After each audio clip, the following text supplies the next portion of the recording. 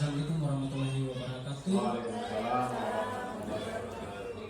Selamat pagi dan salam sejahtera bagi kita. Pertama-tama yang saya hormati Bapak Kepala Sekolah SMK Negeri 30.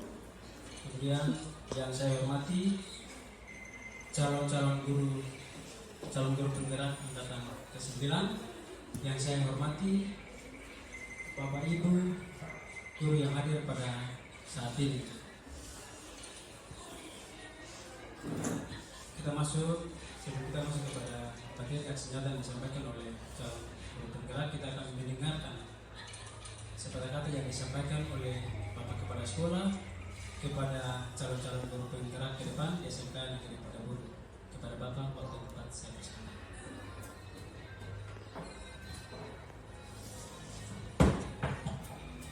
Ya, terima kasih.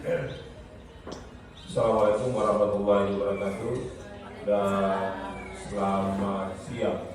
Salam sejahtera buat kita semua.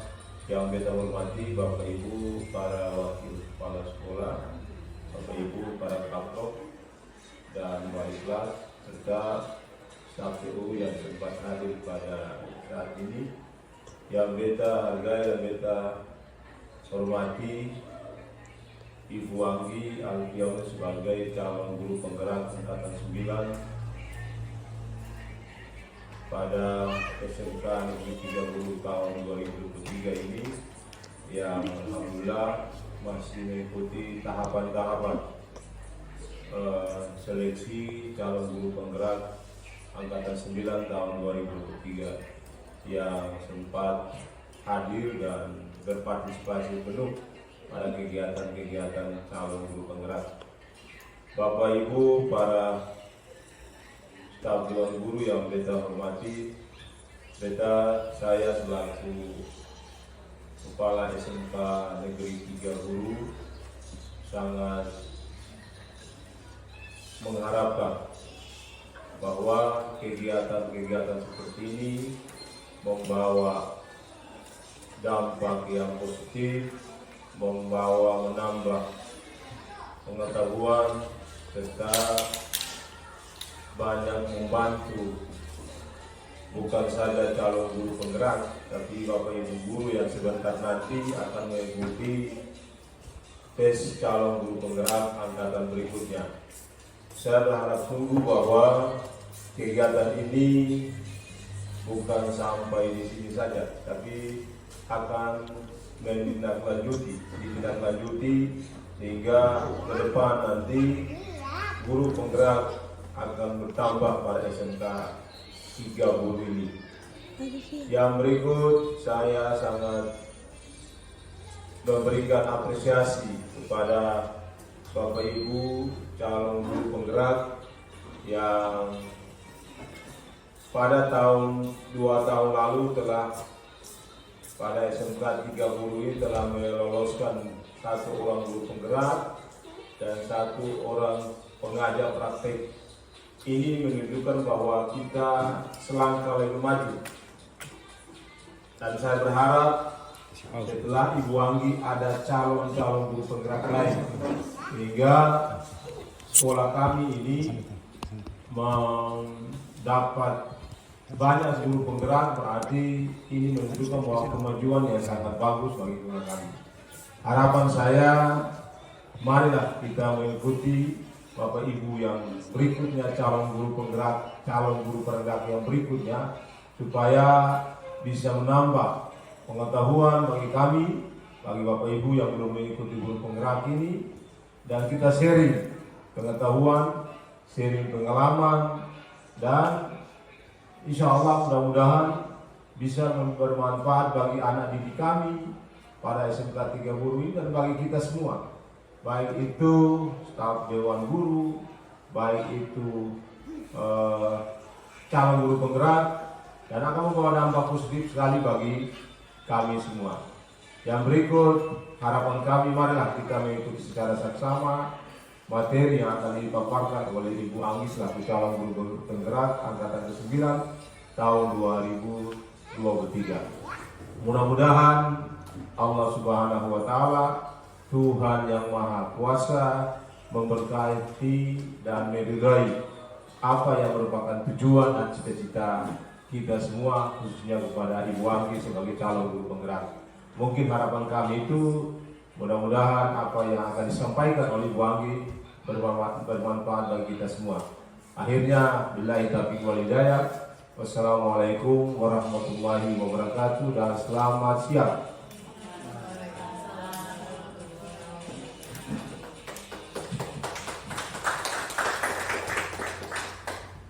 Ya, terima kasih atas penyampaian arahan yang disampaikan oleh Bapak Kepala Sekolah bagi kita semua di saat ini.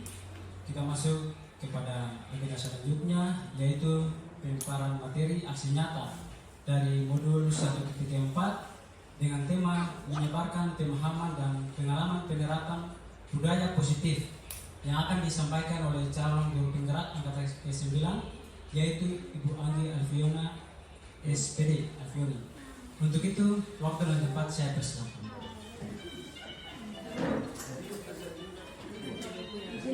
Assalamualaikum warahmatullahi wabarakatuh.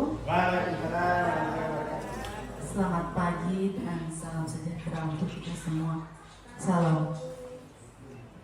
Baik Bapak Ibu, dan alhamdulillah yang kami hormati tadi sudah Kepala Sekolah sampaikan arahan dan dukungannya untuk beta sebagai calon guru penggerak angkatan 9. Terus yang saya hormati Bapak Ibu guru hebat yang sudah sempatkan hadir untuk mengikuti kegiatan saya, kegiatan dalam aksi nyata modul 1.4. Bapak Ibu. Terus di sini saya langsung saja Bapak Ibu untuk mengefisienkan waktu. Pada kegiatan saya ini aksi nyata modul 1.4. Nah, saya sudah melewati yang namanya modul 1. Di sini modul 1 itu ada modul 1.1, 1.2 sampai dengan modul 1.4 Bapak Ibu. Dan sekarang saya sudah melewati namanya modul 1.4. Dan tugas saya sebagai calon guru penggerak yang telah saya pelajari dan telah saya petik pengalaman maupun pengetahuan yang ada pada modul pendidikan calon guru penggerak ini. Nah, di sini saya akan berbagi praktik baik kepada Bapak Ibu. Bukan saya bilang menggurui ya, bukan saya mengajari. Ini kita sebagai saya hanya ingin memberikan berbagi praktik baik, kemudian kita di sini saling sharing.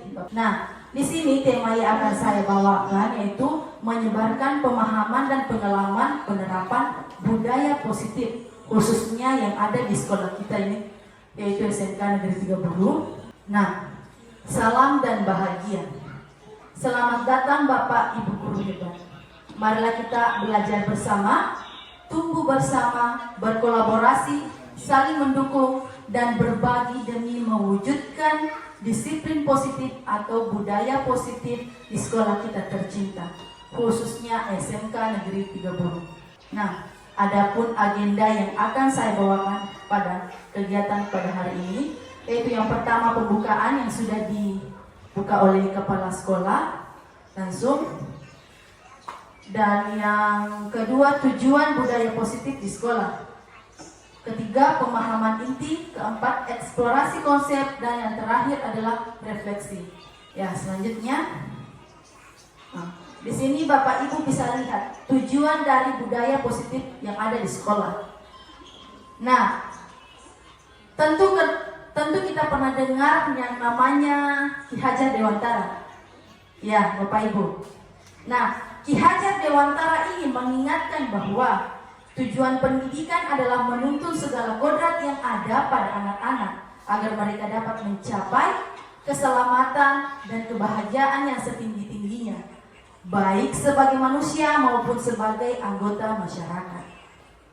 Nah, tujuan membangun budaya positif di sekolah, ini tujuan budaya positif, yaitu menumbuhkan karakter, di mana karakter itu diharapkan menjadi manusia dan anggota masyarakat untuk mencapai keselamatan dan kebahagiaan seperti tujuan pendidikan nasional kita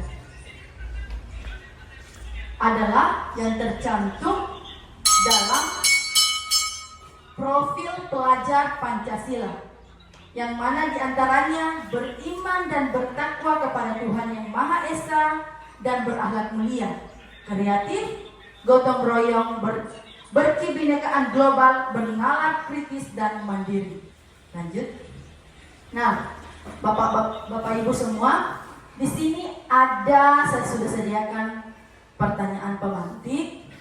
Nah, di sini Bapak Ibu apakah setuju atau tidak setuju? Di sini ada pertanyaannya. Yang pertama, hukuman dapat mendisiplinkan anak.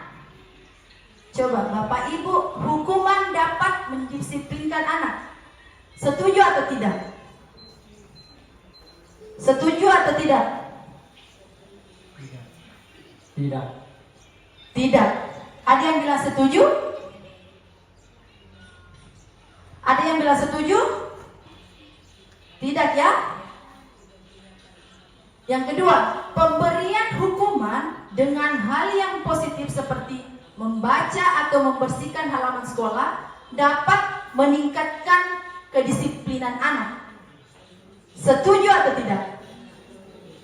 Setuju. Ya, setuju. Yang terakhir, memberi penghargaan dapat meningkatkan motivasi belajar anak. Ya? Sangat setuju. Sangat setuju. Ya, sangat setuju. Baik Bapak Ibu, dari pertanyaan-pertanyaan pemantik tadi itu akan terjawab dengan sendirinya. Ya, mari kita lihat. Lanjut Pak. Ya. Eksplorasi konsep. Kita sudah menuju ke kegiatan yang ketiga tadi. Yang keempat, eksplorasi konsep. Nah, di sini ada pembelajaran 2.1, disiplin positif dan nilai-nilai kebajikan universal. Lanjut Pak. Nah, sekarang Bapak Ibu coba perhatikan kegiatan kepalan tangan.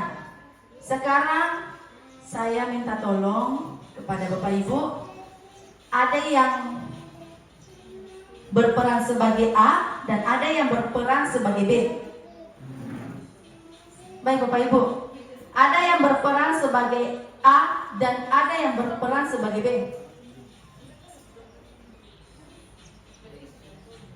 Nah, coba Pak Randi berperan sebagai A, Bu Jahima berperan sebagai B. Nah, yang selanjutnya juga seperti itu. Nah, di sini kegiatan kepalan tangan ini kita lakukan. Ada A dan ada B.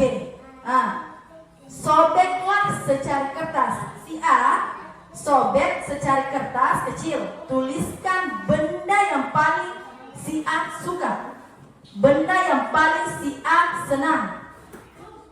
Tulis di kertas kecil. Silakan Bapak Ibu yang berperan sebagai A.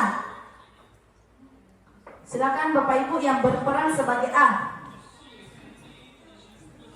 Nah, di sampingnya kan ada Bapak Ibu, di samping adalah ada yang berperan sebagai A dan ada yang berperan sebagai B. Nah, si A sobek secari kertas kecil, tuliskan benda yang paling si A senangi, si A suka. Sudah? Nah, setelah itu letakkan di salah satu tangan Anda dan genggam benda itu. Yang kertas tadi yang sudah Bapak Ibu tulis di kertas ini, secari kertas, Bapak Ibu pegang di salah satu tangan Ibu. Bapak Ibu. Iya. Bagaimana? Nah, genggam. Mau tangan kanan kah tangan kiri? Sudah? Sudah? Nah, sekarang tugasnya si B. Sekarang tugasnya si B berusaha membuka kepalan tangan si A. Dengan berbagai cara untuk meminta si A memberikan benda tersebut. Si B bisa membujuk, bisa merayu, bisa mengancam, bisa menyuap, apa saja agar supaya si A ini memberikan secari kertas tersebut. Bagaimana Bapak Ibu? Sudah? Sudah? Bagaimana Bapak Ibu sudah? Sekarang dari kegiatan kepalan tangan ini, apa yang Bapak Ibu dapat? Dari kegiatan kepalan tangan ini, apa yang Bapak Ibu dapat?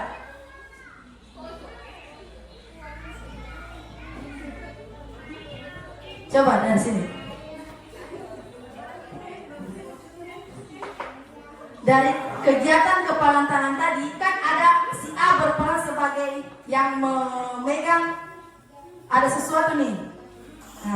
Yang dipegang supaya bagaimana caranya si A ini bisa mempertahankannya secara kertas tadi yang dipegang. Dan si B berusaha untuk mendapatkan si cari kertas ini, kertas tadi. Dengan cara apapun, bisa menyuap, bisa merayu, bisa bahkan bisa mengancam. Bagaimana Bapak Ibu? Sudah? Apa yang Bapak Ibu dapatkan dari kegiatan tersebut?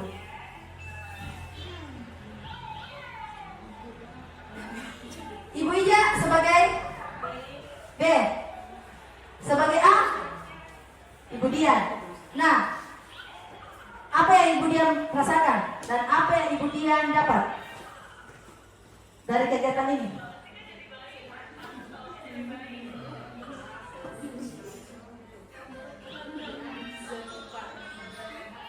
Ayo. Ya, Ibu Dian tetap mempertahankan apa yang Ibu Dian. Dari sini Bapak Ibu, kegiatan dan kepalan tangan dan Bapak Ibu yang lakukan tadi. Nah, si A tadi, Ibu Dian, sudah berusaha sekuat tenaga mempertahankan apa yang Ibu Dian pegang. Sampai Ibu Ija tidak dapat melihat yang Ibu Dian pegang.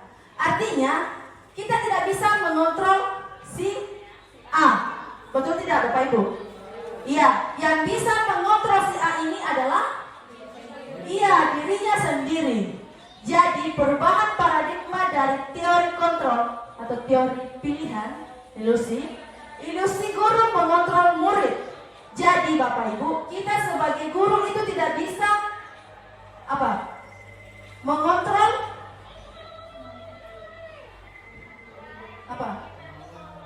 keinginan peserta didik.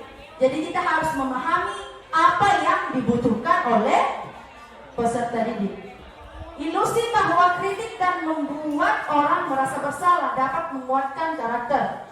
Ilusi bahwa semua penguatan positif efektif dan bermanfaat. Ilusi bahwa orang dewasa memiliki hak untuk memaksa. Jadi guru ini sebuah ilusi Bapak Ibu guru. Ya, lanjut. Nah, di sini ada perubahan paradigma stimulus, respon, dan teori kontrol. Siapa sesungguhnya yang memiliki kontrol? Nah, di sini kita bisa lihat stimulus respon. Stimulus respon di sini kita bisa mencoba mengubah orang agar berpandangan sama dengan kita. Nah, untuk teori kontrolnya, kita berusaha memahami pandangan yang lain tentang dunia. Maksudnya apa?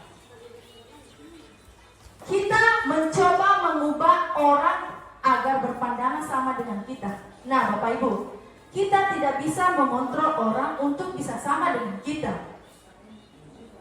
Apa yang kita mau, belum tentu orang itu mau. Ya Bapak Ibu ya? Sama halnya dengan murid, peserta didik. Apa yang peserta didik itu, apa yang guru mau, itu belum tentu peserta didik inginkan. Ya Bapak Ibu? Dan kita harus berusaha memahami pandangan orang lain tentang dunia. Ya, kita sebagai guru itu harus memahami apa yang peserta didik mau, apa yang peserta didik butuhkan. Seperti itu Bapak Ibu. Terus yang kedua, perilaku buruk dilihat sebagai suatu kesalahan. Nah, kalau teori kontrol, semua perilaku memiliki tujuan. Nah, yang tadi, Ibu Dian sudah berusaha untuk mempertahankan apa yang Ibu Dian punya. Dan Ibu Dian itu memiliki tujuan. Tujuannya apa? Ya dia mempertahankan apa yang menjadi miliknya Bu Dian. Seperti itu Bapak Ibu. Terus yang ketiga, stimulus respon yang ketiga, orang lain bisa mengontrol saya. Dari kontrolnya hanya Anda yang bisa mengontrol diri Anda. Betulkah Bapak Ibu? Iya kan? Walaupun kita bilang ini kamu harus begini, siswa kamu harus begini, kamu harus begini. Nah, kita seorang guru harus memahami, karena yang bisa mengontrol diri siswa itu bukan guru, ya. Hanya peserta didik sendirilah yang bisa mengontrol diri mereka sendiri. Nah, selanjutnya saya bisa pemaksaan ada pada saat bujukan gagal. Teori kontrolnya, kolaborasi dan konsekuensi menciptakan pilihan-pilihan baru. Nah, di sini Bapak Ibu, dari kegiatan kepala tangan tadi yang Bapak Ibu lakukan, si Ibu Dian tadi tidak mau memberikan kepada si Ibu Ija. Walaupun Ibu Ija sudah merayu, sudah apa, itu mungkin strateginya Bu Ija kurang tepat, ya. Mungkin strateginya Bu Ija kurang tepat, jadi Bu Ija bisa mengambil strategi lain, ya Ibu Ija, supaya Ibu Dian ini bisa membuka kepalan tangan tadi. Seperti halnya kita dengan guru dengan peserta didik, ya. Seperti itu. Kita harus berkolaborasi, menciptakan pilihan-pilihan baru. Kita harus memberikan strategi-strategi baru atau metode baru sehingga peserta didik itu bisa menerima apa yang kita berikan. Seperti itu Bapak Ibu. Nah, selanjutnya model berpikir menang atau kalah. Nah, di sini kalau stimulus respon itu dia berpikir menang atau kalah. Kalau teori kontrol, model berpikir menang dan menang. Lanjut Pak. Nah, di sini ada alur disiplin positif teori kontrol oleh Dr. William Glasser.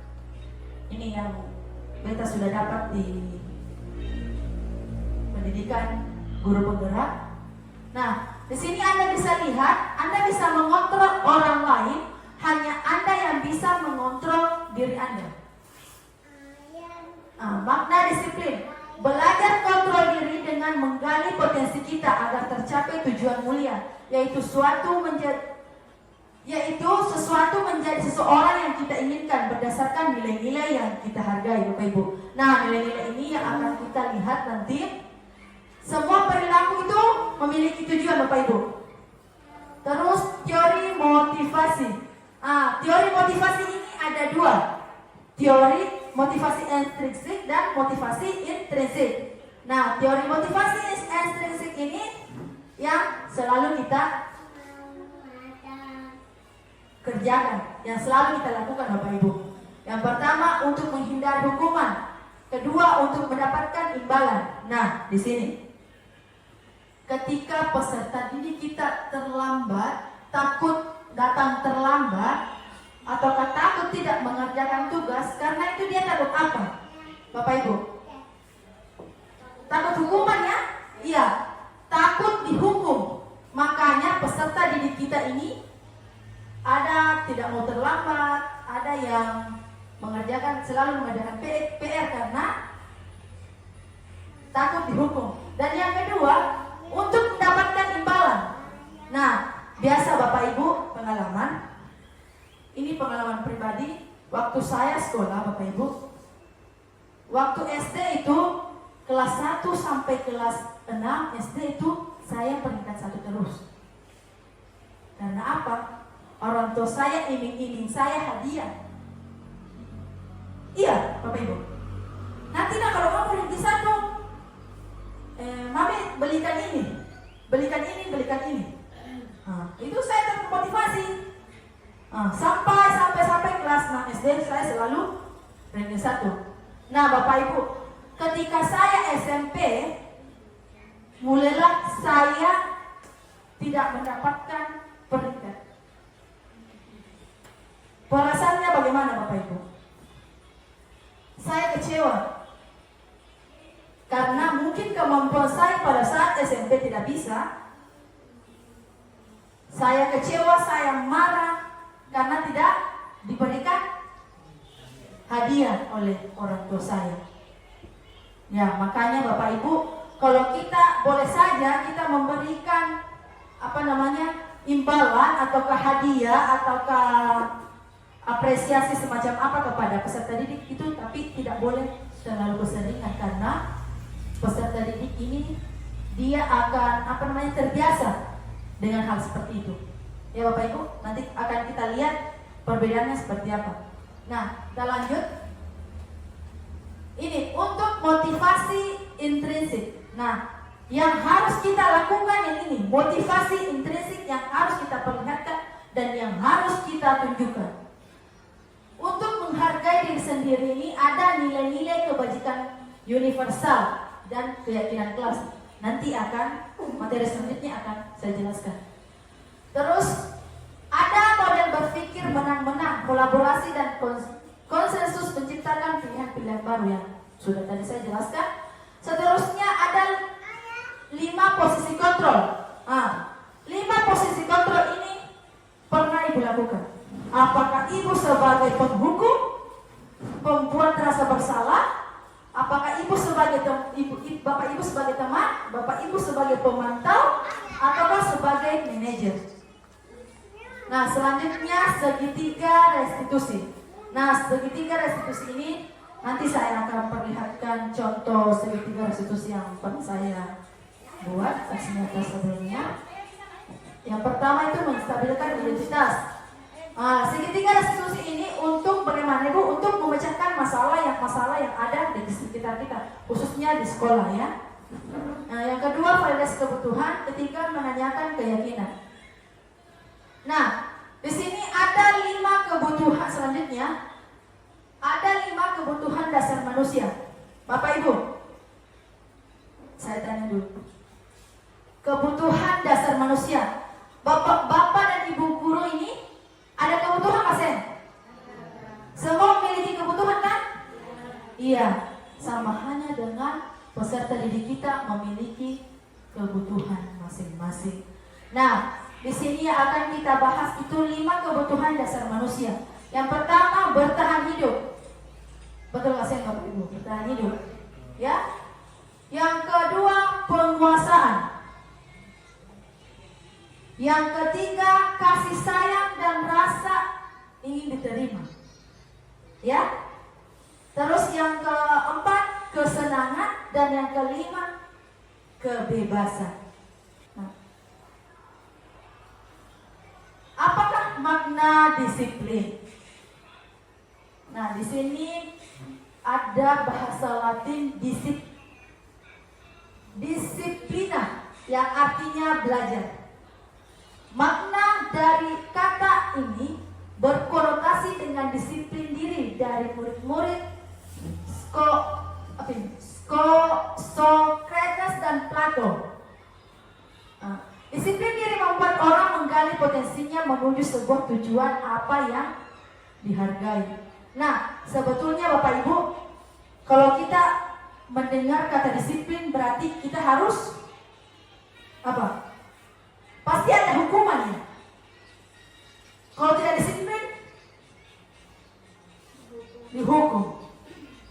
Nah, namun dalam budaya kita, makna kata disiplin telah berubah menjadi sesuatu yang dilakukan seseorang pada orang lain untuk mendapatkan kepatuhan. Betul atau tidak, Bapak Ibu? Kamu harus datang ke sekolah jam segini. Kamu harus pakai sepatu warna bla bla sebagainya. Nah, kecenderungan umum adalah menghubungkan kata disiplin dengan ketidaknyamanan. Betul kan tidak Bapak Ibu? Iya. Bukan dengan apa yang kita hargai atau pencapaian suatu tujuan mulia. Nah, tadi saya sudah bahas nilai-nilai kebajikan universal. Nah, nilai-nilai kebajikan adalah sifat-sifat positif manusia yang merupakan tujuan mulia yang ingin dicapai setiap individu. Nilai-nilai tersebut bersifat universal dan lintas bahasa, suku dan agama maupun latar belakang. Nah, di sini kita bisa lihat dari William Glasser ini pada teori kontrol tahun 1984, setiap perilaku atau perbuatan memiliki suatu tujuan. Betulkah tidak Ibu? Bapak Ibu? Iya, karena kita makan saja tujuannya untuk apa? Kita makan tujuannya untuk apa? Menghilangkan rasa lapar, kenyang, ya Bapak Ibu ya. Jadi, iya, seperti itu Bapak Ibu.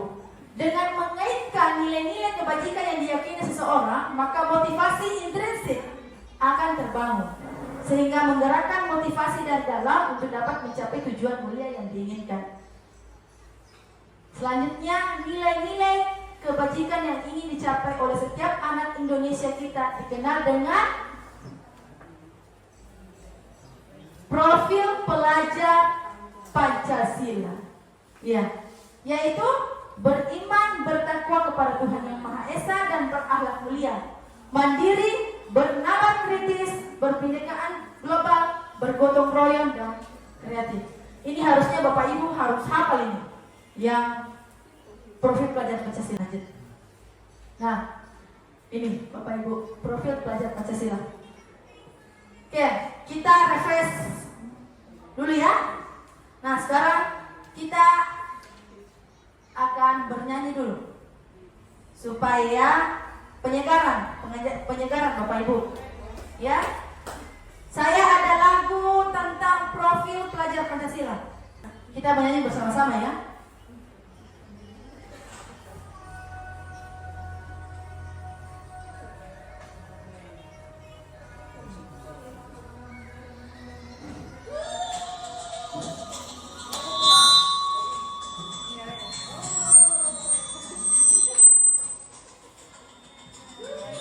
Dan bukalah matamu, saatnya meraih mimpimu. Arahkan pandangan ke depan, akan menuntunmu. Sadarilah masa berganti, tantangan yang kita hadapi. Bergandeng tangan untuk negeri, kita menanti berseri. Pancasila, pas dalam sila-silanya, kita belajar Pancasila yang kita jaga untuk Indonesia. Satu dalam perbedaan, tantangan dan berlari, egomu oh kawan, negeri ini generasi emas.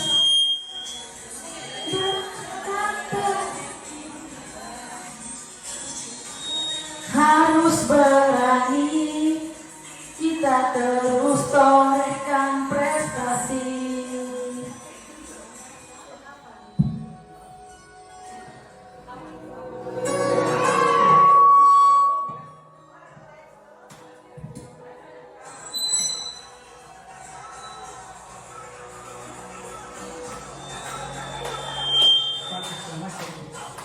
Kita belajar Pancasila.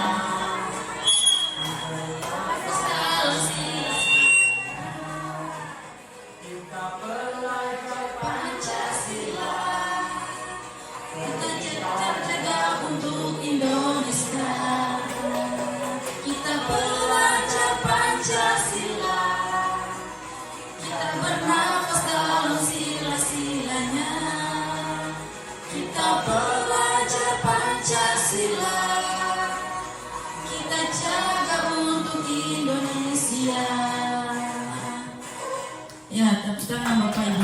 Lanjut Pak. Nah, teori motivasi perilaku manusia. Yang pertama itu untuk menghindari ketidaknyamanan atau hukuman. Yang telah saya jelaskan tadi bahwa peserta didik itu dia tidak ingin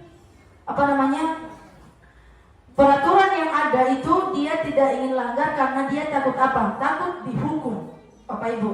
Bukan dia meyakini apa yang ada di sekolah, peraturan di sekolah, tapi dia hanya takut dihukum. Itu saja Bapak Ibu. Terus yang kedua, untuk mendapatkan imbalan yang sudah tadi saya ceritakan. Jadi dia ingin mendapatkan imbalan, jadi dia ingin berbuat yang baik karena ingin mendapatkan imbalan. Terus yang ketiga, untuk menghargai diri sendiri. Nah, Bapak Ibu, yang selama ini Bapak Ibu lakukan itu ada pada motivasi yang mana? Motivasi eksternal kah atau motivasi internal? Bapak Ibu, yang Bapak Ibu yang selalu Bapak Ibu lakukan sehari-hari di sekolah kepada peserta didik kita itu merupakan motivasi eksternal kah atau motivasi internal?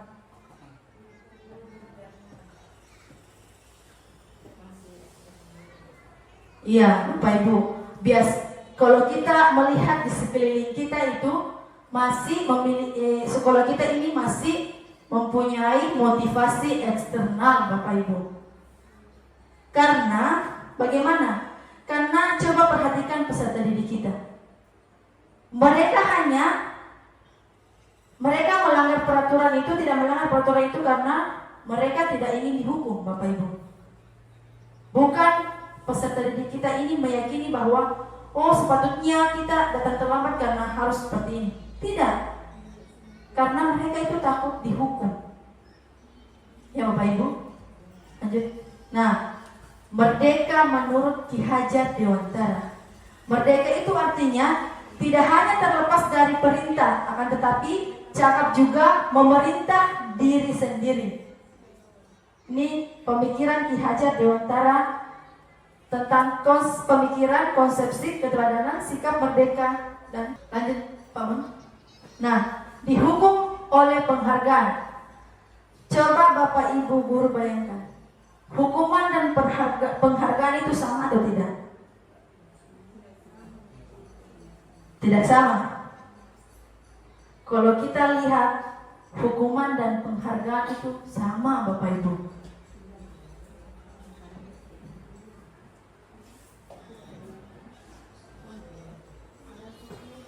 Alasannya kenapa?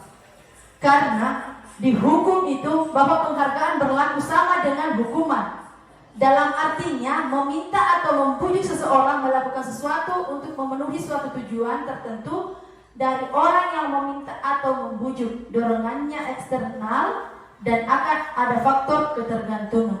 Dampaknya seperti apa? Pengaruh jangka pendek dan jangka panjang. Nah, ketika Bapak Ibu menghukum peserta didik kita jerah atau tidak? Jerah. Yang sering datang terlambat, yang sering bolos ini, Bapak Ibu, yang saya tanya. Jerah atau tidak? Ya, nyatanya kan anak-anak kita ini tidak jerah dengan hukuman. Ya Bapak Ibu? Setuju kan? Setuju? Ya, setuju. Nah, kalau kita kasih imbalan, kasih hadiah, bagaimana Bapak Ibu? Iya, termotivasi, mungkin awalnya termotivasi, tapi ketika kita tidak memberi imbalan, dan anak itu seperti apa? Dan akan kembali seperti sifat sebelumnya Bapak Ibu. Jadi mengapa saya mengatakan hukuman dan penghargaan itu sama? Karena alasannya seperti itu Bapak Ibu. Nah, mungkin tahun lalu juga, 2 tahun lalu Ibu Jahima sudah memberikan materi ini, dan mungkin saya lanjutkan saja sedikit. Nah, ini pengaruhnya jangka pendek dan jangka panjangnya ada Bapak Ibu. jera atau tidak jera ini anak-anak bagaimana? Contohnya yang kasus yang kemarin-kemarin ini, kita tahu bahwa di SMK Negeri 3 guru ini selalu ada yang namanya tindak kekerasan, bullying, Bapak Ibu. Benar tidak Bapak Ibu? Benar tidak Bapak Ibu? Iya kan? Kasus yang kemarin hanya kasus sepele saja. Peserta didik kita ini sampai berkelahi, sampai mau baku bunuh, Bapak Ibu. Nah, disinilah kita sebagai guru-guru hebat semua dan melihat kondisi yang ada di sekolah kita ini supaya bisa meminimalisir yang namanya aksi bullying, ya, Bapak Ibu, seperti itu. Terus penghargaan hukuman, penghargaan mengurangi ketepatan, penghargaan tidak efektif, penghargaan merusak hubungan. Penghargaan merusak hubungan ini seperti apa Bapak Ibu?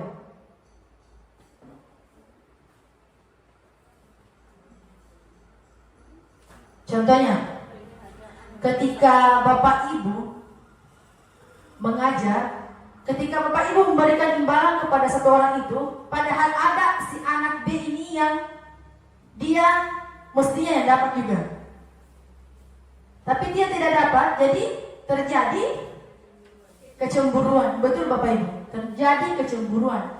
Nah, hal-hal seperti ini ya yang akan kita hindari Bapak Ibu. Mungkin saat ini kita acuh saja tentang hukuman dan imbalan untuk peserta didik kita.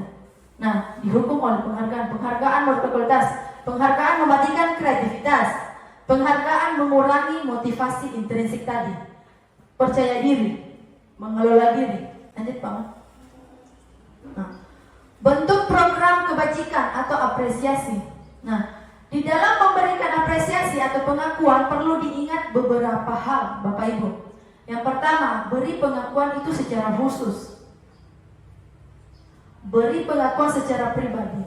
Beri pengakuan kepada semua murid. Jadi, ketika Bapak Ibu ingin memberikan, misalnya Bapak Ibu mungkin hari pertama Bapak Ibu memberikan si A imbalan, ya.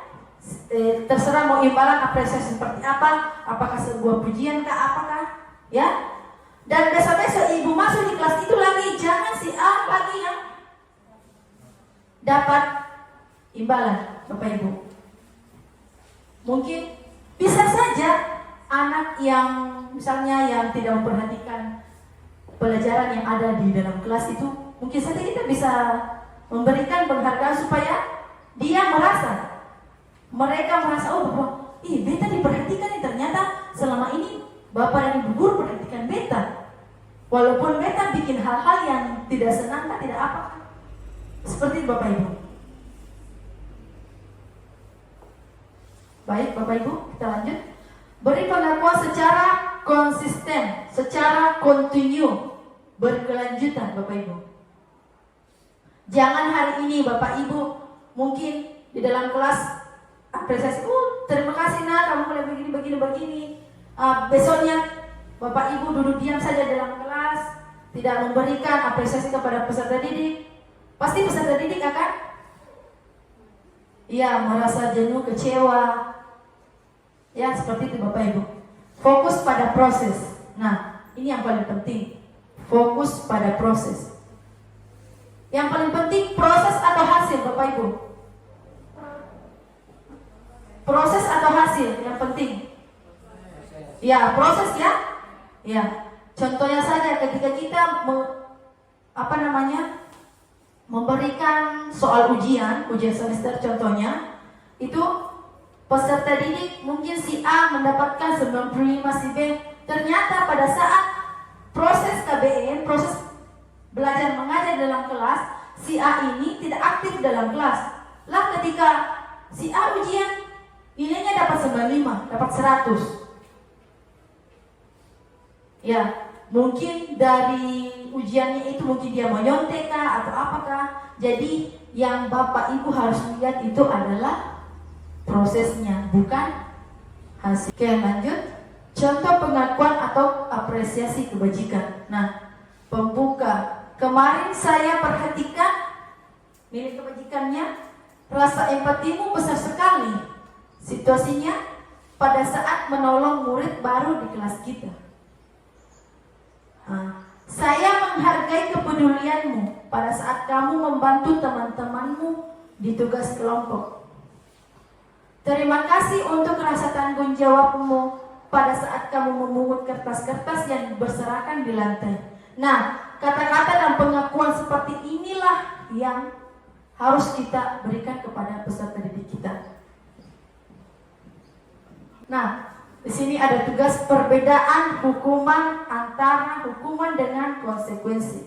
Nah, beta minta tolong kepada Bapak Ibu semua bisa melihat, bisa memberikan jawaban apakah pernyataan di atas, beberapa pernyataan di atas merupakan hukuman atau konsekuensi. Nah, yang pertama, mencatat 100 kali di dalam buku kalimat, saya tidak akan terlambat lagi karena terlambat ke sekolah. Hukuman atau konsekuensi, Bapak Ibu?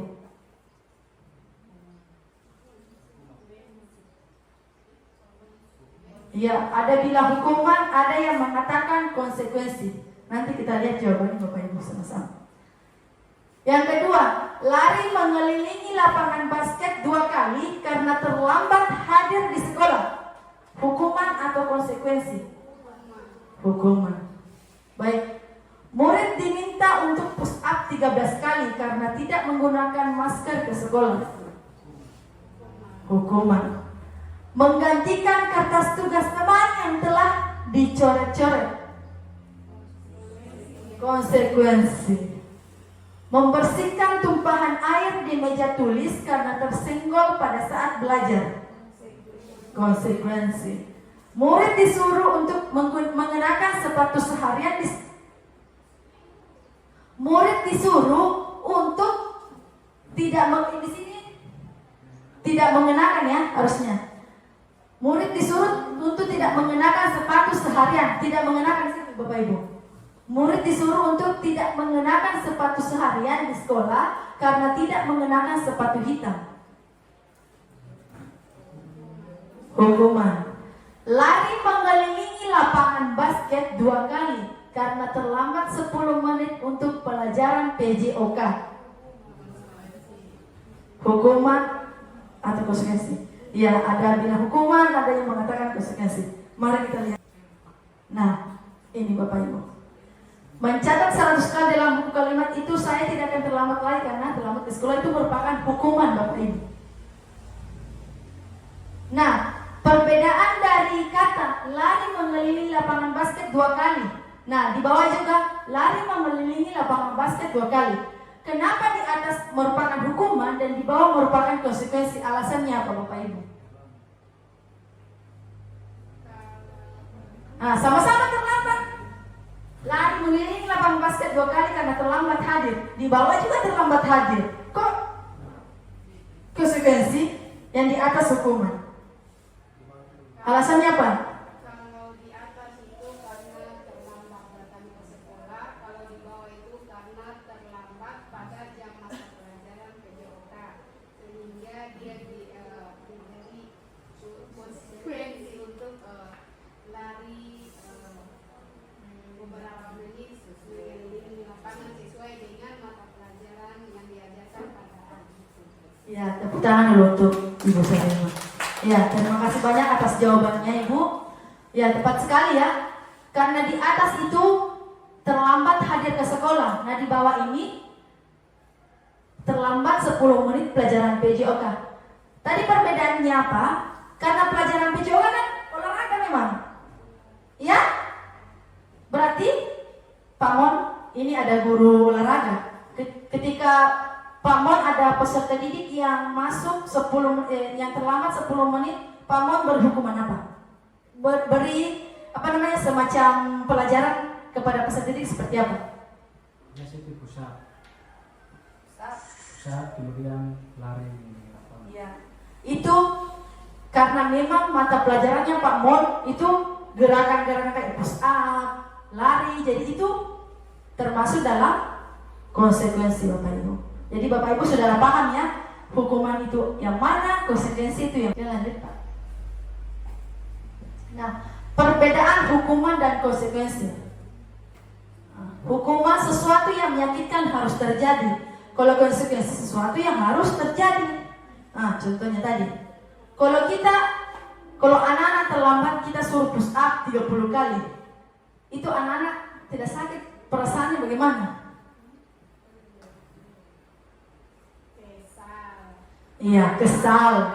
Tetapi tidak bisa diungkapkan. Iya, kesal tetapi tidak bisa diungkapkan. Jengkel dengan Bapak Ibu kasih hukuman berat-berat ini. Katong suruh jalan kaki dari ruang melana ini. Baru Bapak Ibu kasih hukuman push up.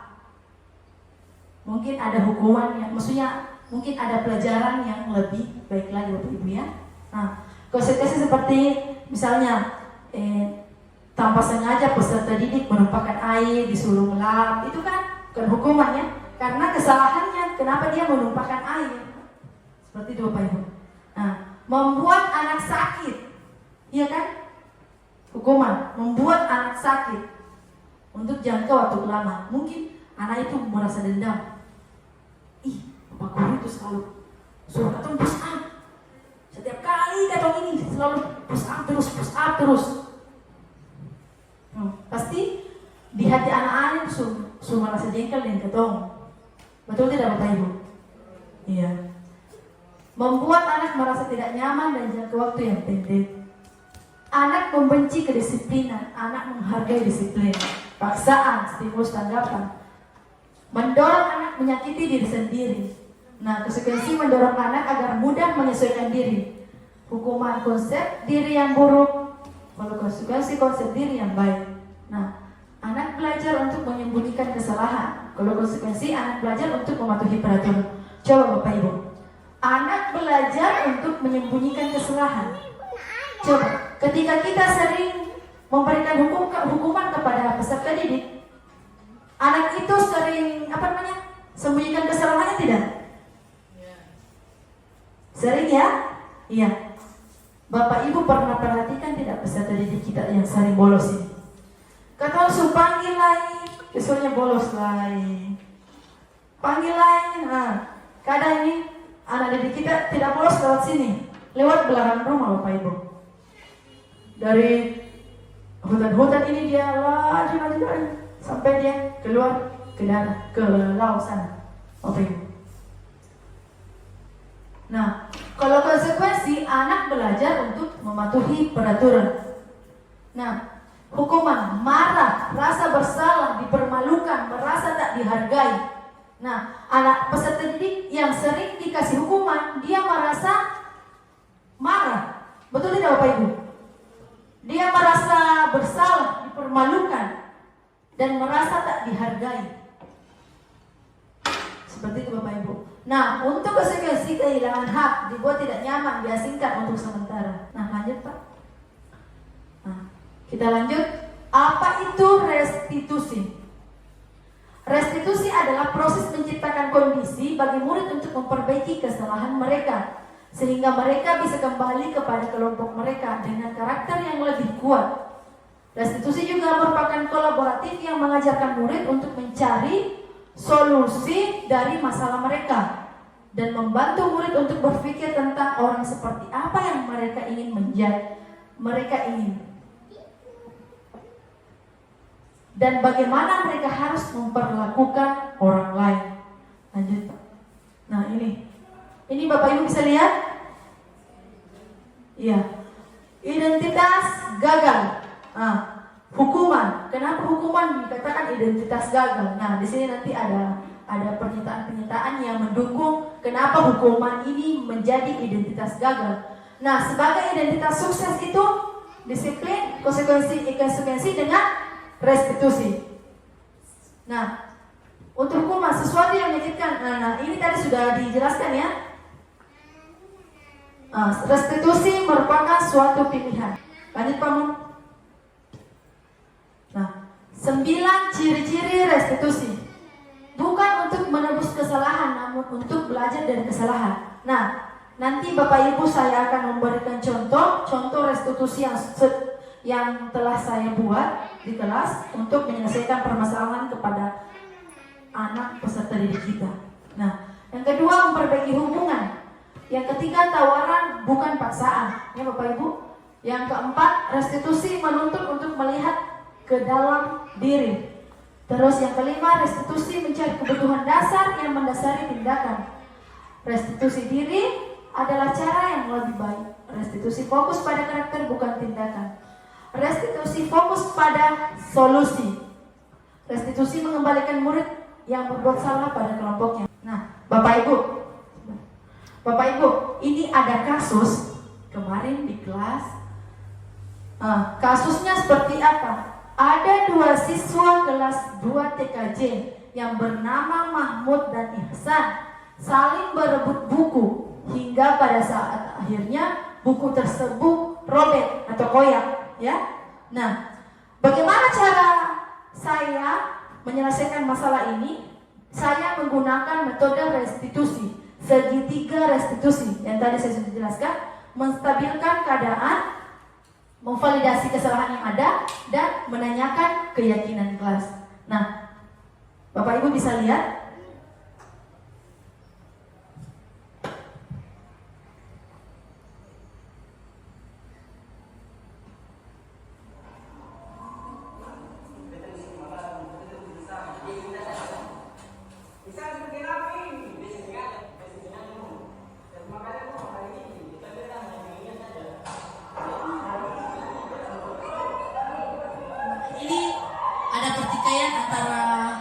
Dua siswa yang tadi bertengkar masalah makalah. Nah, di sini saya menggunakan pendekatan segitiga restitusi.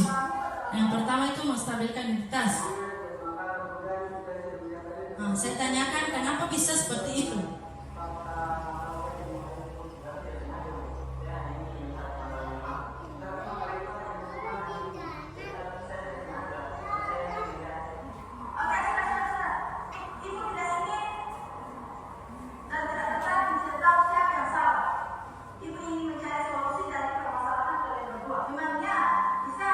Ini validasi tindakan yang salah.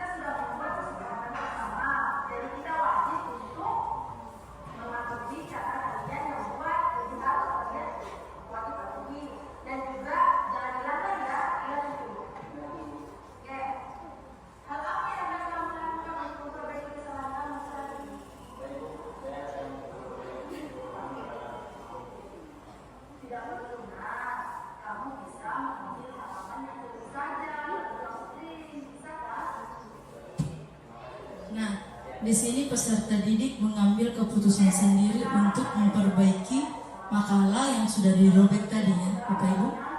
Jadi peserta didik ini tanpa kita menyuruhnya atau tanpa kita memberikan hukuman, peserta didik ini menyadari kesalahan. Nah, mengapa tidak peraturan saja? Mengapa harus keyakinan kelas, Bapak Ibu? Kenapa harus peraturan? Kenapa bukan keyakinan kelas? Yang oleh kelas, kalau di dalam kelas itu Bapak Ibu kan sebelum awal-awal masuk ini, Bapak Ibu membuat peraturan kelas di dalam kelas kan? Iya. Bapak Ibu membuat apa dalam kelas? peraturan kelas. Peraturan kelas. Ya. Nah, selama ini kan kita hanya membuat peraturan kelas. Nah, di sini pertanyaannya, mengapa tidak peraturan saja? Mengapa harus keyakinan kelas sih? Nah, yang pertama, mengapa kita memiliki peraturan harus menggunakan helm? Mengapa kita memiliki peraturan harus menggunakan helm bila mengendarai kendaraan roda 2? Nilai apa yang ada? Nilai-nilai apa yang ada yang terkandung dalam pernyataan di atas? Mengapa kita memiliki peraturan harus menggunakan helm bila mengendarai kendaraan roda 2? Nilai apa? Iya, keselamatan ya. Terus, mengapa kita memiliki peraturan 3M? Menggunakan masker, mencuci tangan, dan menjaga jarak 1,5 meter. Nah, ini pada saat peraturan ini, pada saat masih COVID ya. Tapi mungkin masih bisa kita ini ya, sampai sekarang ya. Nah, ini mengapa? Nilai kesehatan dan keselamatan. Mengapa kita memiliki peraturan harus datang tepat waktu pada saat mengikuti pelatihan? Ya, nilai kedisiplinan. Baik, untuk mendukung motivasi intrinsik, kembali ke nilai keyakinan atau keyakinan lebih menggerakkan seseorang dibandingkan mengikuti serangkaian peraturan. Coba Bapak Ibu. Biasanya kan kalau kita peraturan biasanya kan ada kata-kata yang mengatakan peraturan itu kan dibuat untuk dilanggar. Betul tidak Bapak Ibu? Ya kan? Peraturan itu dibuat untuk dilanggar. Kan banyak yang mengatakan seperti itu. Nah, bagaimana kalau keyakinan?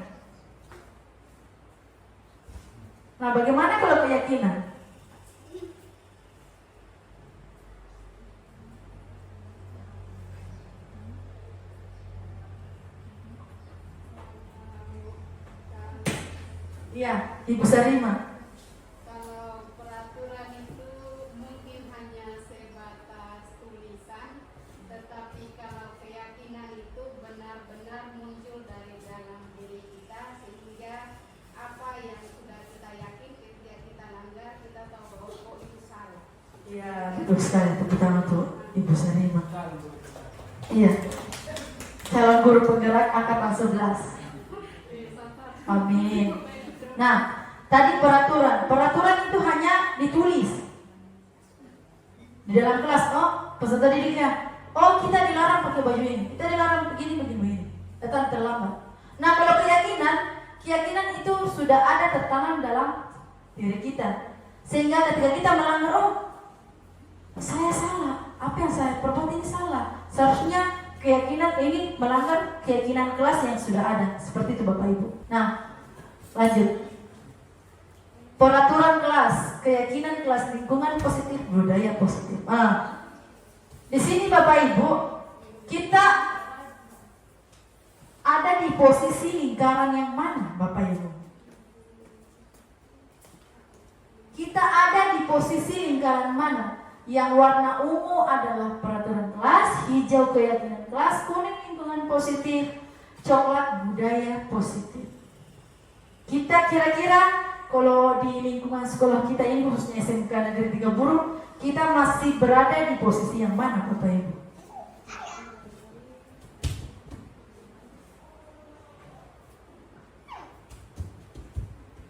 Kita masih di posisi mana Bapak Ibu? Peraturan kelas. Iya, kita masih di peraturan kelas Bapak Ibu. Nah, bagaimana caranya, bagaimana tugas kita Bapak Ibu guru semua, sehingga kita di lingkungan sekolah kita ini bisa berada dalam lingkup budaya positif. Artinya bagaimana? Kayak seperti keterlambatan sudah tidak ada, sudah membudaya ya. Tapi di sini tidak Bapak Ibu. Kayak pertengkaran itu sudah membudaya. Jadi itu kan hal-hal yang negatif itu kita harus hilangkan Bapak Ibu. Seperti itu. Bapak Ibu, coba perhatikan di atas.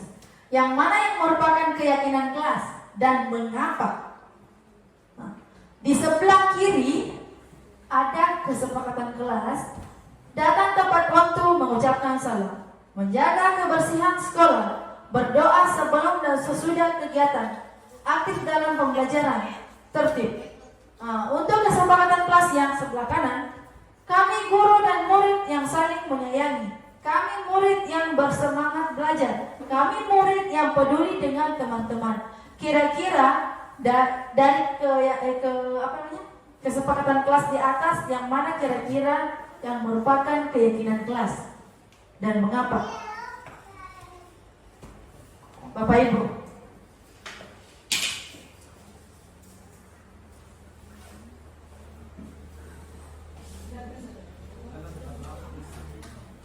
yang mana merupakan keyakinan kelas? Sebelah kiri kah, sebelah kanan, Bapak Ibu? Yang ini kah atau yang ini? Kita mentebak-tebakan ini. Yang ini yang merupakan keyakinan kelas, yang kiri kah atau yang kanan? Tebak saja Bapak Ibu.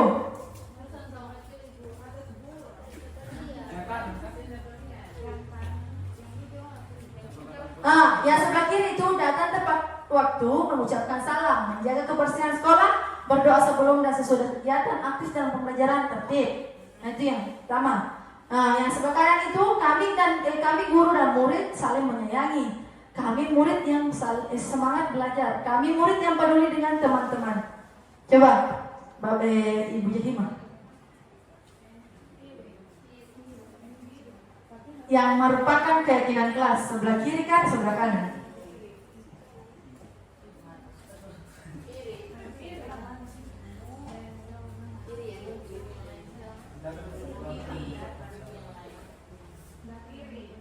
Hah? Kanan. Kanan, kiri peraturan. Mana Paman? Sebelah kanan. Sebelah kanan. Ya, keyakinan kelas. Yang kami guru dan murid saling menyayangi. Ya. Iya. Bagaimana? Bapak Ibu setuju? Setuju. Alasannya apa? Ibu Ija, alasannya apa? Alasannya apa? Karena datang tepat waktu. Datang tepat waktu, mengucapkan salam. Itu keyakinan kelas. Kalau Bapak Guru, Paman, alasannya? Yang untuk sebelah kiri itu dia lebih ke tertib. Misalkan datang tepat waktu, harus memberikan salam, itu bagian dari tertib. Kalau kesepakatan kelas, berarti kita sudah meyakini bahwa kita sudah melewati tertib. Artinya kita sudah satu tingkatan di atas itu. Artinya berarti sudah ada sikap yang ditunjukkan, sehingga kami harus begini, kami harus begini. Iya, Bapak Ibu. Sebelah kanan, Bapak Ibu. Nah, mungkin Bapak Ibu selama ini yang wali-wali kelas nih, khususnya wali-wali kelas nih, biasanya kan membuat peraturan dalam kelas itu kan seperti ini kan, yang sebelah kiri ini kan. Nah, pernahkah Bapak Ibu tanyakan kepada peserta didik? Bapak Ibu, hello. Halo. Pernahkah Bapak Ibu tanyakan kepada peserta didik tentang kesepakatan kelas yang akan Bapak Ibu buat di dalam kelas? Pernahkah tidak Bapak Ibu tanyakan? Pernahkah tidak Bapak Ibu berdiskusi dengan peserta didik? Ada yang pernah dan ada yang tidak kan Bapak Ibu? Nah, untuk membedakan keyakinan dengan dalam peraturan kelas, kalau peraturan kelas itu yang ada tertulis itu, yang kita sudah buat langsung tempelkan lah, peserta didik harus patuh itu peraturan yang ada. Lah, kalau keyakinan kita buat sama-sama dengan peserta didik supaya peserta didik tanamkan dalam dirinya bahwa kita tidak boleh terlambat datang ke sekolah. Seperti itu Bapak Ibu. Jadi kalau mereka terlambat, jadi mereka yang merasa sendiri, mereka yang merasa bahwa memang betul-betul kita ini, padahal ini kan kesepakatan bersama. Tidak boleh kita seperti ini. Seperti itu Bapak Ibu ya. Lanjut Pak. Nah, ini ada pertanyaan Bapak Ibu. Peraturan keyakinan kelas. Nah, di sini ada peraturan, di sini ada keyakinan kelas. Nah, keyakinan kelas di sini saya mau tanya, kita sharing ya. Di sini nilai-nilai apa yang ada? Nilai-nilai apa yang terkandung dalam peraturan yang ada? Yang pertama, selalu kembalikan buku ke tempatnya. Nilai-nilai apa yang ada? Selalu mengembalikan buku ke tempatnya.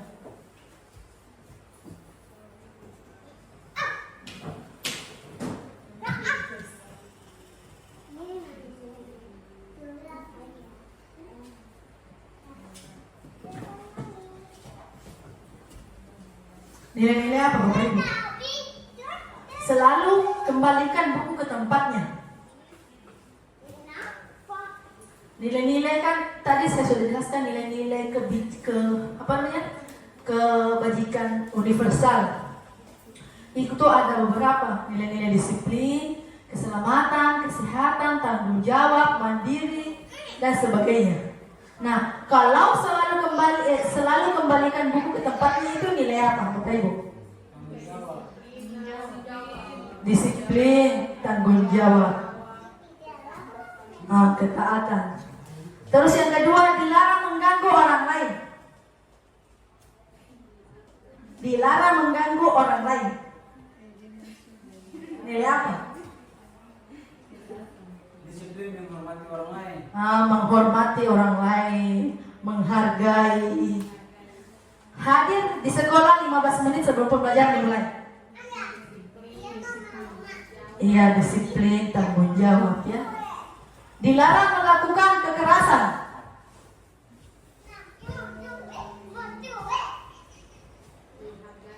Menghargai. Ya, toleransi juga. Dilarang menggunakan narkoba, ini yang paling penting. Dilarang menggunakan narkoba. Nilainya apa?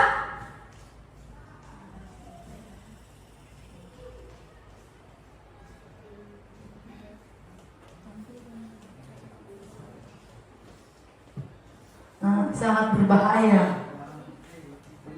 Keselamatan, kesehatan, ya. Bergantian atau menunggu giliran. Berarti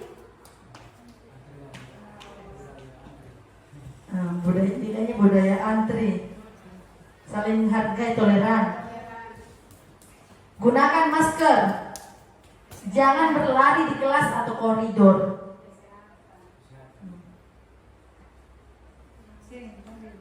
Iya. Ya, kesehatan. Jangan berlari di kelas atau koridor. Keselamatan, saling menghargai karena mengganggu yang lain. Oke, lanjut. Ini. Tanggung jawab, menghormati orang lain, berkomitmen, keselamatan, menghargai orang lain, kesehatan, menghormati orang lain, bersabar, kesehatan, keselamatan dan keamanan. Nah, selanjutnya pembelajaran keempat, kebutuhan dasar manusia dan dunia berkualitas. Nah, tadi sudah ada 5 kebutuhan ya. Ada 5 kebutuhan. Yang pertama,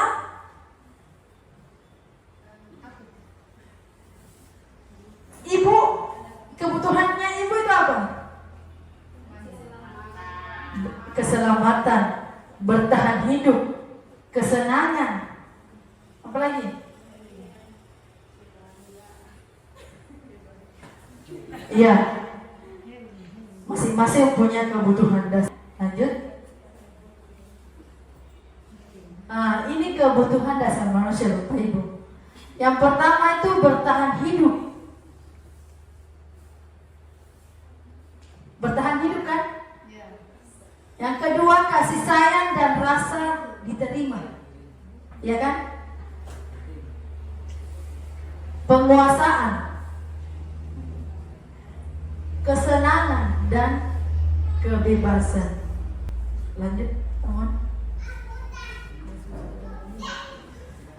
5 posisi kontrol ini yang paling penting Bapak Ibu, yang harus Bapak Ibu ingat. Lanjut. 5 posisi kontrol. Nah, di sini 5 posisi kontrol ini, di sini ada guru sebagai penghukum, guru sebagai pembuat rasa bersalah, guru sebagai teman, guru sebagai pemantau, guru sebagai manajer. Nah, biasanya Bapak Ibu di sini posisi kontrolnya yang sekarang Bapak Ibu lakukan itu ada pada posisi kontrol apa?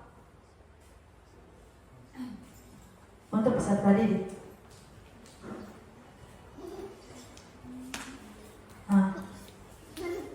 Bapak Ibu, kita masih dalam posisi penghukum dan berbuat merasa bersalah. Kenapa? Nah, di sini guru berbuat menghardik, menunjuk, mewakili, menyakiti, menyindir. Di sini guru berkata, kalau kamu tidak melakukannya, awas ya, rasakan ya, nanti ibu kasih hukuman. Ya kan? Berarti kita guru ini masih posisi sebagai penghukum, Bapak Ibu. Nah, yang kedua, pembuat rasa bersalah. Kamu seharusnya, kamu sudah tahu, ibu sudah lelah mengatakannya. Ibu stres. Terkadang kan kita mengatakan ke peserta didik seperti itu kan? Ataukah kamu tidak ini, kamu tidak ingat orang tuamu di rumah, orang tuamu sudah susah payah menyekolahkan kamu. Coba Bapak Ibu, ya kan? Berarti kita masih posisi pembuat rasa bersalah, Bapak Ibu. Harusnya kita di posisi ini, Bapak Ibu, posisi pemantau dengan manajer. Kalau sebagai teman seperti apa? Ayolah nak, kalau kamu tidak belajar, kamu tidak belajar baik, nanti kepala sekolah marah, nanti kepala sekolah marah ibu. Ayolah belajar. Itu posisi sebagai teman. Kalau kita posisi sebagai pemantau, bagaimana? Peraturannya seperti apa nak? Kenapa kamu harus seperti ini? Kan ada peraturan tidak boleh begini, ya kan? Kalau posisi sebagai manajer, apa yang kita yakini, apa yang bisa kau kerjakan untuk memperbaiki kesalahan? Seperti yang kasus Mahmud dan Ihsan tadi. Masalahnya kan cuma masalah makalah, sampai robek makalahnya. Lah, Mahmud berusaha memperbaiki kesalahannya dengan mau menggantikan makalah Ihsan tadi. Seperti itu Bapak Ibu. Jadi kita buat peserta didik kita ini bukan kita yang seolah-olah kita kasih masalah, permasalahkan ke dia. Seolah-olah dia yang merasakan apa Bapak Ibu? Merasakan kesalahan itu sendiri Bapak Ibu. Seperti itu. Lanjut. Nah, tugasnya di sini. Di sini ada beberapa pertanyaan lagi Bapak Ibu. Bapak Ibu jawab lagi. Di sini jawabannya 5 posisi kontrol. Apakah pernyataan-pernyataan di atas sebagai posisi kontrolnya sebagai pemantau, penghukum kah atau apa? Kita lihat. Saya kecewa sekali dengan kamu. Saya kecewa sekali dengan kamu.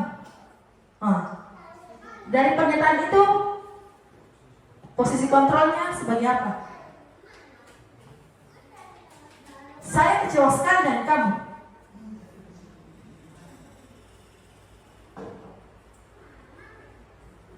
Ada 5 posisi kontrol itu: penghukum, pembuat merasa bersalah, teman, apa lagi? Pemantau, manajer. Nah, saya kecewa sekali dengan kamu. Pembuat rasa bersalah. Yang kedua, kamu tidak pernah benar melakukannya. Penghukum. Ayolah, lakukan demi Bapak Ibu guru. Teman. Apakah kamu mau mendapatkan stiker bintang hari ini? Manajer. Bagaimana kamu menyelesaikan masalah ini? Manajer. Kamu selalu yang paling terakhir. Kalau ada pekerjaan tugas, kamu yang paling terakhir. Penghukum. Kita lihat jawabannya. Ini dia. Pembuat merasa bersalah sudah betul. Penghukum, teman, pemantau, manajer, penghukum. Nah, Bapak Ibu, sepatutnya kita sebagai fasilitator. Nah, Bapak Ibu ini semua fasilitator. Fasilitator untuk siapa? Untuk peserta didik kita yang ada di sini, ya.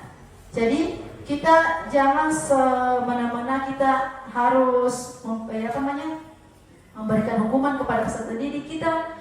Jadi kita harus menanyakan dulu alasannya apa. Seperti itu Bapak Ibu. Lanjut. Nah, bergerak antara. Nah, di sini saya sudah ini tadi peraturan pemantau konsekuensi ada hadiah. Nilai manajer memperbaikinya. Lanjut. Segitiga restitusi. Lanjut. Tadi ada video kan, segitiga restitusi, menstabilkan identitas, validasi kebutuhan, menanyakan keyakinan. Jadi kita lanjut saja Pak. Oke. Di sini guru berkata, berbuat salah itu manusiawi. Ini kan menstabilkan identitas nih.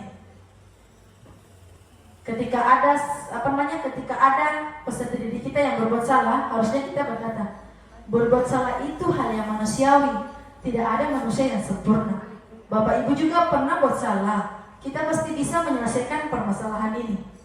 Bapak Ibu tidak tertarik untuk mencari tahu siapa yang salah di sini. Penyelesaiannya, kalau kamu menyalahkan dirimu sendiri terus-menerus, apakah kamu bersikap baik pada dirimu sendiri? Nah, harusnya Bapak Ibu kita tanyakan dulu kepada peserta didik, menstabilkan identitas dulu. Lanjut. Nah, yang kedua, validasi tindakan. Kamu bisa saja kan, kayak tadi kasusnya Mahmud dan Ihsan. Mahmud, kamu bisa saja kan minta baik-baik makalahnya Ihsan, jangan memaksa sehingga makalahnya Ihsan kan sampai robek. Nih, apa yang penting bagi kamu? Apa boleh tetap berusaha menjaga sikap itu? Apakah kamu bisa melakukan dengan baik setelah kamu merobek makalah Ihsan? Lanjut. Ini menanyakan keyakinan. Apa nilai yang setelah peserta didik melakukan kesalahan, Bapak Ibu, ya, setelah peserta didik melakukan kesalahan, kita tidak boleh langsung menghukum. Kita lalu memberikan pendekatan yang namanya segitiga restitusi, ya. Jadi peserta didik ini mereka sendiri yang mencari solusi dari permasalahan yang mereka hadapi. Jadi bukan kita yang langsung memberikan hukuman, tapi mereka sendiri yang menyadari kesalahan mereka. Setelah itu kita menanyakan keyakinan kelas yang ada. Apa yang sudah kalian perbuat? Ini tidak sesuai dengan keyakinan yang sudah kita buat. Seperti itu Bapak Ibu. Lanjut. Nah, kita tiba di penghujung kegiatan. Nah, di sini kita sama-sama merefleksikan diri Bapak Ibu. Nah, di sini ada refleksi. Saya mau seorang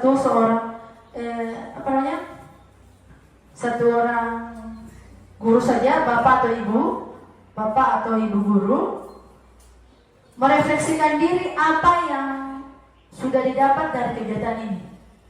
Yang pertama, hal baru apa yang mengubah paradigma Anda yang Anda dapatkan dari materi tadi mulai dari awal, dari kata disiplin, nilai-nilai kebajikan, 5 posisi kontrol dan sebagainya. Hal apa yang mengubah paradigma Bapak Ibu? Terus yang kedua, perasaan apa yang muncul selama mengikuti kegiatan ini? Ada tidak perubahan dari sebelumnya? Mungkin saya selalu menghukum peserta didik. Mungkin dari sini setelah Bapak Ibu menerima materi, mungkin ada perubahan seperti itu. Terus yang ketiga, peran kamu seperti apa yang Anda telah lakukan selama modul ini? Sebelum melihat materi ini, kira-kira Ibu di posisi apa? Sebagai apa? Pemantau kah? Sebagai manajer kah? Sebagai pembuat rasa bersalah atau penghukum? Nah, yang keempat, Anda akan menjadi among yang seperti apa? Apakah mau tetap jadi penghukum ataukah mau menjadi manajer? Seperti itu Bapak Ibu. Saya minta kesediaan satu orang untuk merefleksikan diri.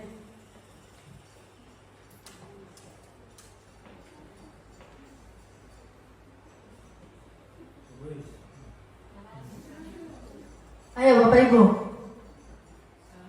Setelah 1 jam lebih ya, saya bicara terus di depan ini, pasti ada pasti ada sedikit yang terlintas di benak Bapak Ibu. Ya ternyata harusnya seperti ini. Nah, dari praktik baik ini Bapak Ibu yang saya sudah dapatkan di pendidikan guru penggerak ini, nanti yang calon guru penggerak angkatan berikutnya juga akan mengalami hal yang sama seperti saya Bapak Ibu. Nah, saya minta kesediaannya satu orang untuk merefleksikan diri.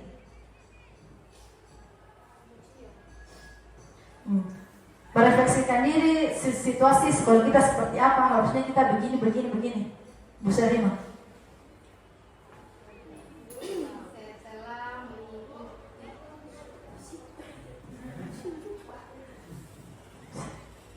Mari Bu, supaya lihat di sini. Ya, Ibu Sarima. Silakan Ibu. Setelah mengikuti rangkaian kegiatan yang sudah disampaikan oleh calon guru penggerak Ibu Anggi, ada beberapa hal yang menarik yang selama ini kami ternyata sudah lakukan, tetapi kami tidak tahu bahwa ini sebenarnya ini yang sudah kami lakukan. Contoh seperti keyakinan kelas sudah kami lakukan, tetapi kami tidak tahu bahwa itu adalah keyakinan kelas. Kemudian ada beberapa materi lagi seperti antara aturan dengan konsekuensi yang tadinya hukuman dengan Hukuman. konsekuensi yang tadinya kami tidak bisa membedakan antara mana itu hukuman, mana itu konsekuensi, sehingga dengan mengikuti kegiatan guru penggerak ini kami bisa membedakan antara kedua hal tersebut. Iya, terima Mungkin kasih. itu saja yang bisa saya. Ya, tepuk tangan Ibu Sarima. Ya, mungkin awal-awal Ibu Sarima sudah melakukan yang namanya keyakinan kelas ya. Iya. Tapi Ibu Sarima dari awal dia tidak tahu bahwa peraturan itu dengan keyakinan kelas itu beda. Ternyata beda. Nah, setelah Ibu Sarima lakukan, perubahannya seperti apa Ibu? Apakah peserta didik yang dulunya mungkin Ibu melakukan peraturan saja, tidak keyakinan kelas? Kan kalau keyakinan kelas, kita membuat kesepakatan itu bersama kan? Bersama antara kita guru dengan peserta didik supaya sama-sama menerima dan sama-sama memaknai apa yang akan kita lakukan dan apa yang tidak boleh kita lakukan, seperti itu. Kira-kira seperti apa Ibu? Perubahannya seperti apa? Maksudnya perubahannya seperti apa? Apakah peserta didik ini mulai jarang terlambat? Setelah kita mendalami apa sih sebenarnya materi daripada keyakinan kelas, setelah kita mendekati beberapa siswa atau beberapa anak wali kita melakukan pendekatan secara dekat dengan mereka, keterbukaan antara mereka dengan kami para wali kelas, maka muncul hal-hal yang memang selama ini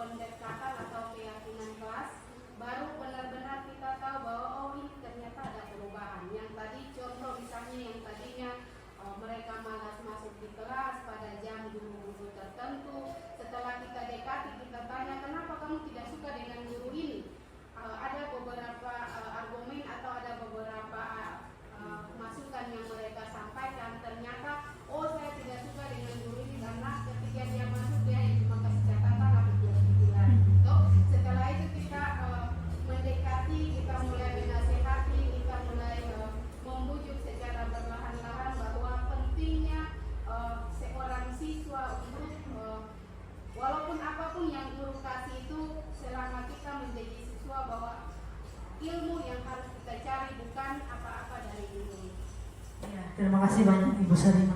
Ya. Aplaus dulu untuk Ibu Sarima. Ya, itu salah satu contoh praktik baik yang sudah Ibu Sarima lakukan di dalam kelasnya Ibu Sarima. Yang tadinya anaknya ini malas ke sekolah, ketika Ibu Sarima melakukan pendekatan melalui keyakinan kelas yang Ibu Sarima sepakati bersama anak-anak didik kita dalam kelas, khususnya di kelasnya Ibu Sarima itu terjadi perubahan. Dari awalnya anak walinya Ibu Sarima mungkin ada 10 orang yang malas, mungkin sekarang sudah lebih banyak yang masuk kelas. Seperti itu Bapak Ibu. Jadi itu salah satu contoh praktik baik. Jadi saya rasa ketika kita memberikan budaya positif, memberikan kita sebagai guru memberikan pendekatan-pendekatan itu jangan bosan-bosan Bapak Ibu. Mungkin contohnya saja, mungkin selama ini ya ini kan sudah budaya ini di sekolah kita ini yang namanya terlambat. Betul tidak Bapak Ibu? Jangankan peserta didik, kita saja Bapak Ibu belum sadar, dan bahkan saya Bapak Ibu. Nah, mulai sekarang bagaimana caranya kita budaya-budaya yang negatif tadi kita minimalkan, bahkan kita harus hilangkan. Seperti itu Bapak Ibu.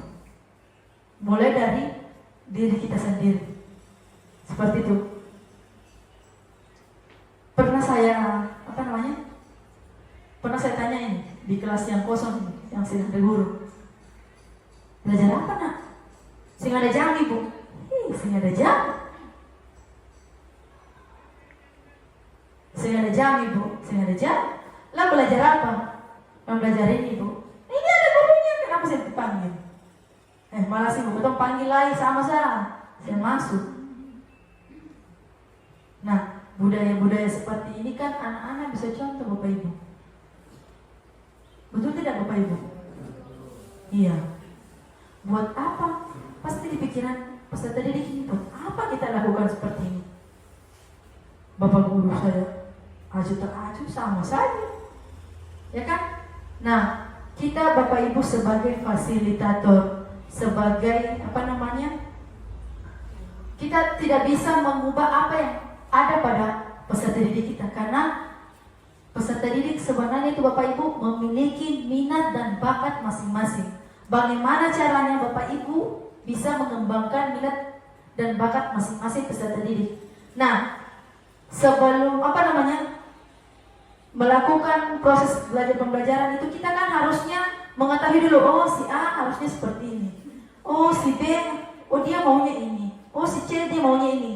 Jadi kita guru itu tidak boleh kita samaratakan peserta didik ini, si A ini sama dengan si B ini sama dengan si C. Tidak boleh Bapak Ibu.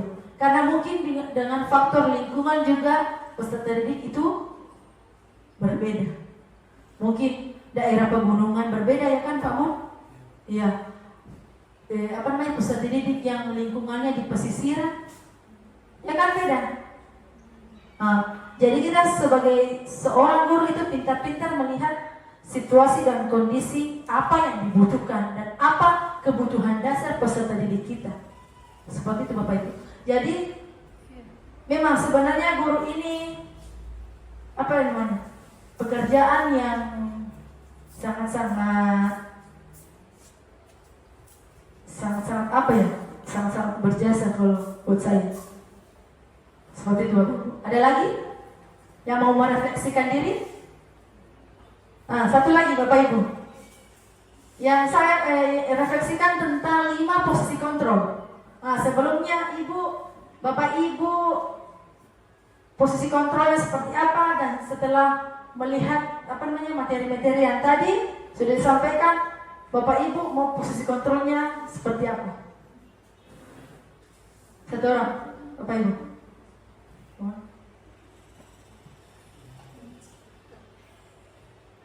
Dari Bapak guru lagi ya? Pak Randi. Pak Mon.